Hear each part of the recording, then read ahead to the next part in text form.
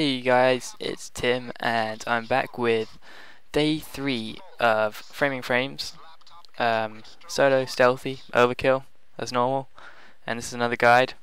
You may be wondering where day 2 is, and that should hopefully, I'll get one of those videos out soon because some people wanted to see that. Whenever I tried to go through it I could only get 2 bags and I couldn't do it stealthy, but I've learnt some tips from some of you guys of how to keep more of the bags. I'll make a video and I'll show you how to do that. But for this, just go down those stairs, open up that door, go down the stairs, and there should be a guard around here. For me, he was right here, right below at the bottom of the stairs. Take him hostage. You know I like to do that as soon as possible with guards. If you watch the other videos, you'll see that I try and take down the guards as soon as possible as a hostage, and then from then on I just go out and try and kill all the rest and bag them up and take them somewhere out of sight. And so that's what we do now. I'm just you have to watch out for cameras because they can be random, they can be in different places for every time you try and do it, along with the items you have to steal, and also the vault at the end, which you have to try and find and get into. Just a word of advice now: if you do this mission on solo, you can't get the gold at the end, which sucks basically. And yeah, just so basically, if you want to do it solo and you want to get all the gold, then you can't do it co-op. If you don't trust the person you're doing it co-op with, tell them to stand at the top of the roof and then go do it solo yourself, and then get them to open the lasers and stuff for you later on. But for now, as you saw there, I just hit a guard down. If you hit a guard before he detects you, it's a one-hit kill, and it's completely silent. No other guards can detect it. Unlike the pistol, even though it's silenced, which I'm using. Some of you wanted to know about guns as well. I'll talk about that at some point, maybe in this one, or maybe like release another video for it. But the pistol, it's silenced, but it's still not silent, and so guards can still basically hear it, even if they're on a different floor, which is also really annoying because sometimes, particularly on this level, if there's a guard directly below or above my position on a different level, on a different floor, as I shot another guard, the guard on the other floor would still hear it and then detect me, which was really annoying, and I'd lose my stealth. And so you have to be careful of that basically. Try and hit as much people as possible. In this, I only kill one guard by shooting him, so it's completely possible to just go around hitting people. It feels extra stealthy. It feels slightly more rewarding as well. But once you kill a guard, bag him up, carrying him up to the top. You have to take it somewhere other guards aren't going to walk across him, and alert everyone. In previous attempts, I've been kind of lazy about this and just dumping them anywhere on this part of the roof, particularly under those stairs. I thought it was a good place, but it wasn't. Guards can come up here, but they don't come all the way up here to this area here where you start off the level. Guards shouldn't come up these stairs, and so behind that wall there was a good place to put a dead body bag, because it shouldn't alert any, well, guards shouldn't walk up there unexpectedly. But if you can't find a guard, go check on the roof because it might be up there somewhere. Now, just looking for more guards, and here's one coming up now. Top of the stairs, and boom. Luckily the CCTV can't see either through that door or far enough to see that there's a dead body just there. So get out of sight from it, because somehow I was in sight. And talk on the pager, acting natural, act like a guard. The people on the pager must wonder why you sound the same every time. Each guard sounds the same because you're the same guy doing the same voice over and over again. But there you go. That's the first guard and only guard on this mission who I actually killed with a gun, and luckily no other guards heard it, and luckily the CCTV didn't see it. So answer this pager. It's like 2 incidents in like 5 seconds. They must get suspicious somehow. Kind of ridiculous. But bag up the bodies and transport them upstairs as well to create your little stash of dead people. So I sped this bit up because this bit's like the tedious bit, which but you have to keep disciplined. You have to do it because otherwise it could potentially ruin your whole mission. You could get to the last guard, be searching for him, and he could be on the roof, and then he could find your body bags. So you have to be careful. You can use a CCTV to try and locate guards and sort of target them or spot them, so they get that red glow around them, and you can see through walls and stuff where they're at for like 20 seconds. But on this sort of go of scouting out guards, I didn't actually find anyone, although I was pretty sure that there was still another guard out there. So instead I decided to go down there and look through windows in case you see him. I wasn't entirely sure where he was, and you can see down there my little hostage still just looking around with his torch, but he can't go anywhere. There he is again. I'll sped this bit up because this can also be quite a long process, playing hide and seek with the guards. Although it should really be the other way around. Guards should be trying to look for you, but it's fun to look for them. So lots of people try and sit back and wait for guards to come to them. Just go out there and find the guards yourself. Like this, often you'll end up behind them if you're careful enough, because you can see their torch, you can see where they're facing. So if you come up to like a doorway or a corner and you see a torch coming out of it, don't go through the doorway. Try and find another route round and go up behind them. So you have to time it quite well. And he starts to turn around again, so I spot him, wait for him to come past this bookshelf, and boosh! Yeah, down another one. And luckily, at the time I didn't realise it, but this was quite close to a security camera.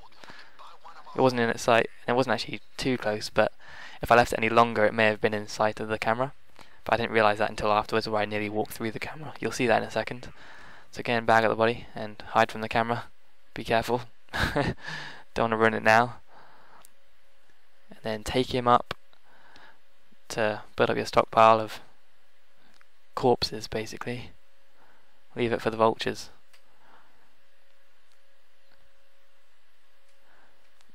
I think that was the last guard. So now you can use the CCTV to try and spot the items you have to steal.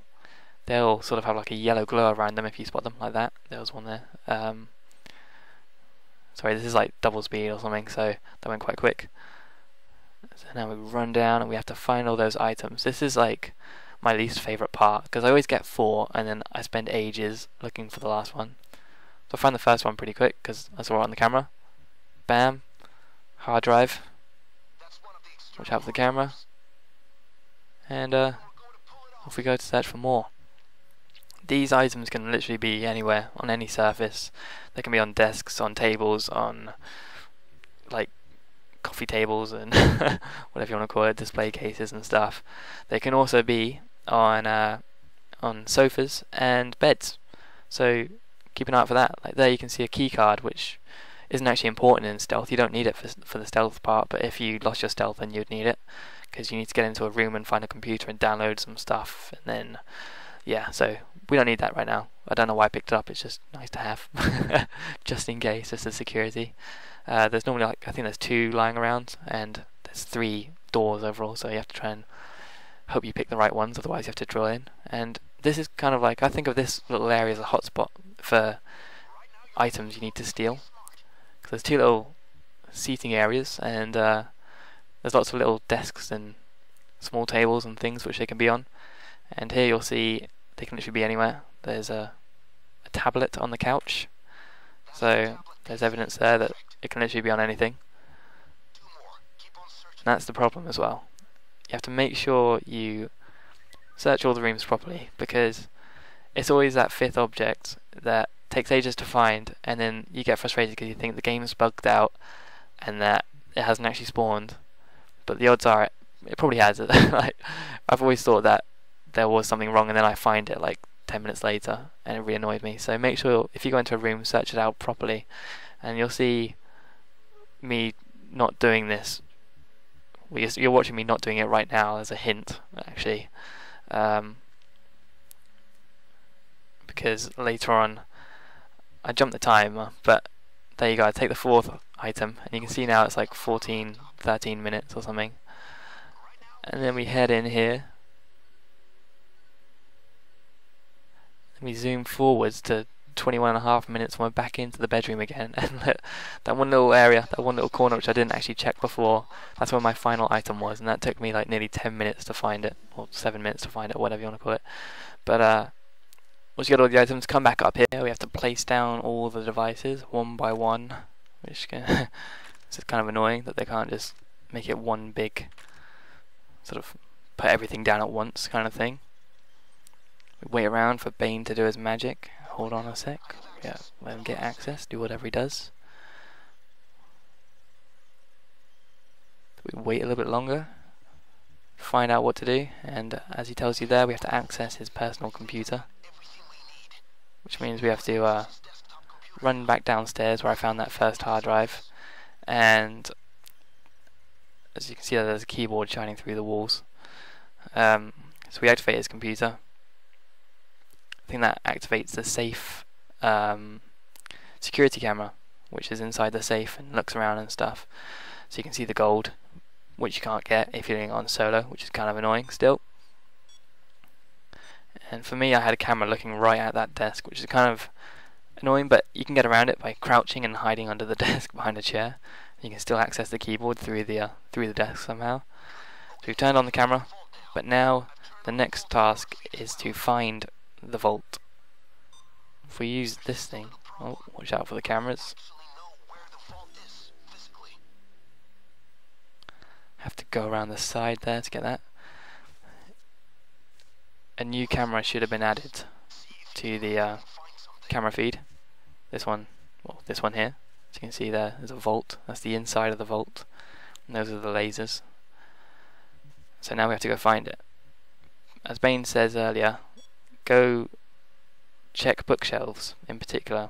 The vault is randomly placed, so it could be on the second or first floor, but often it's behind a bookshelf. There's bookshelves, there's just like a few of them laid out in different places. I get quite lucky because I remember that there's a bookshelf in the bedroom, and that just so happens, just by fluke, that just happens to be the one where the vault is. But on other times when I've done it, it's in a different location. So make sure you have a good look around at bookshelves. Press F to open them up, and there you have it. There is the vault, which you'll soon be.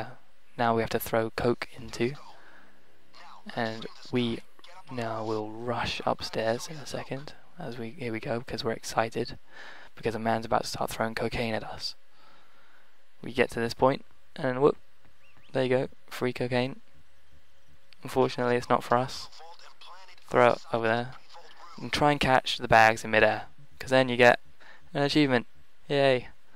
It's not like a level-specific achievement. It's just an achievement for catching a bag in midair, basically. So there are just 3 on the last bag of cocaine. Now we have to go and open the vault. So we're back up here. Fancy effects there to transition between scenes. Now we start the override, and the door should be opening. You should hear like a weird sound when the door opens. But here's the part which is annoying. You may as well just go to the exit now, unless you're lucky enough to have the vault on on the same floor. You might just be able to, as soon as you start turn off the lasers, you might be able to run to the vault, grab one bag and get out just in time. It's risky, but you may be able to do it. But you can see here how quick the lasers turn back on, because it's not been long, it's just been a few seconds. And back to the camera, and zoop, there you go. The lasers are back on. That was no way enough time for me to run in, grab a bag of gold and run out again, because gold's heavy too. I didn't want to be stuck on the inside.